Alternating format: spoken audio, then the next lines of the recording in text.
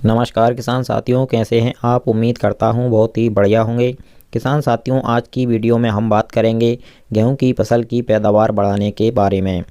अभी आपकी गेहूं की फसल गबूट अवस्था तक आने को होगी या फिर आ गई होगी। इसी समय पर किसान साथियों हम हमारी गेहूं की फसल को आखिरी खाद देते हैं। इसके बाद में गबूट अवस्था के बाद में अगर हम हमारी गेहूं की फसल को कोई भी खाद उर्वरक देते हैं तो उसका विशेष असर, कोई विशेष फ़ायदा हमारी गेहूं की फसल पर नहीं होता है। लेकिन अगर गबूट अवस्था तक हमारी गेहूं की फसल को हम जो भी खाद उर्वरक देते हैं उसका पूरा फ़ायदा हमें मिलता है। गबूट अवस्था ही वह अवस्था होती है जब हमारी गेहूं की फसल का हम उत्पादन डिसाइड करते हैं, उत्पादन बढ़ा सकते हैं। इस समय पर गेहूं की फसल का उत्पादन बढ़ाने के लिए आपको कौन से खाद उर्वरकों का प्रयोग करना ज़रूरी होता है, इसके बारे में हम आपको पूरी जानकारी अच्छी तरीके से बताएंगे। उससे पहले हमारा आपसे एक छोटा सा निवेदन है, जो भी किसान साथी हमारे चैनल पर पहली बार आए हैं या फिर जिन्होंने अभी तक हमारे चैनल को सब्सक्राइब करके नहीं रखा हुआ है, वह सभी चैनल को सब्सक्राइब कर लें, वीडियो को लाइक कर दें और ज़्यादा से ज़्यादा हमारे सभी किसान दोस्तों के साथ इस वीडियो को शेयर भी करें।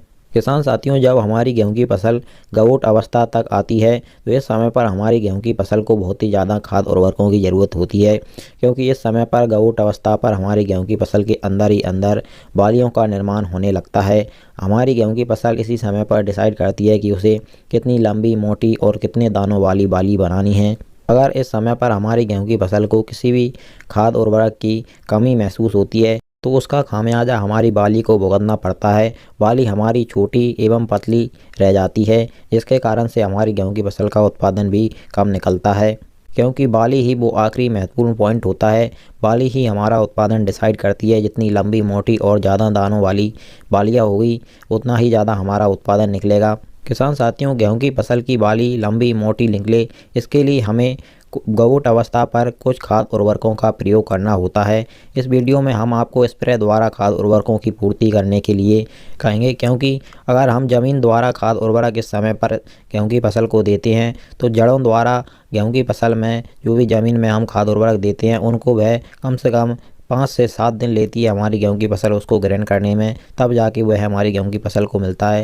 लेकिन जो हम स्प्रे द्वारा खाद उर्वरक गेहूं की फसल को देते हैं वह पत्तियों द्वारा तुरंत गेहूं की फसल ले लेती है और उसका फ़ायदा हमें 1 से 2 दिन में ही तुरंत दिखने लगता है।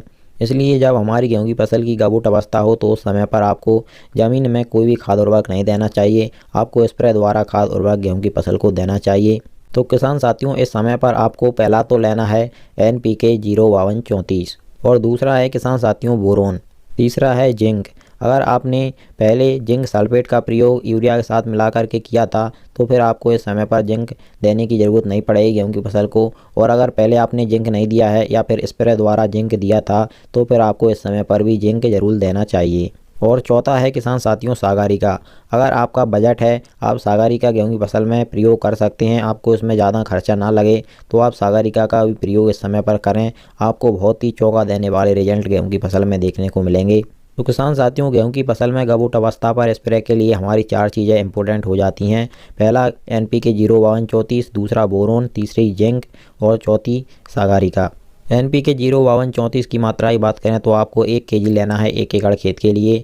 और पानी की मात्रा ये ध्यान में रखिए किसान साथियों, 160 से 180 लीटर पानी ही आपको प्रयोग में लाना है, इससे कम नहीं लाना है, वरना आपको इसके रिजल्ट सही से नहीं मिलेंगे। बोरोन आपको 20% वाला लेना है 100 ग्राम 1 एकड़ खेत के लिए। जिंक भी आपको चिलेटेड जिंक जो आता है वह लेना है, उसकी मात्रा भी आपको 100 ग्राम ही लेनी है 1 एकड़ खेत के लिए। और सागारिका की मात्रा की बात करें तो आपको 250 से 300 ml लेनी है 1 एकड़ खेत के लिए। सागारिका तो किसान साथियों लिक्विड ही आएगी, इसका घोल बनाने की आपको ज़रूरत नहीं है।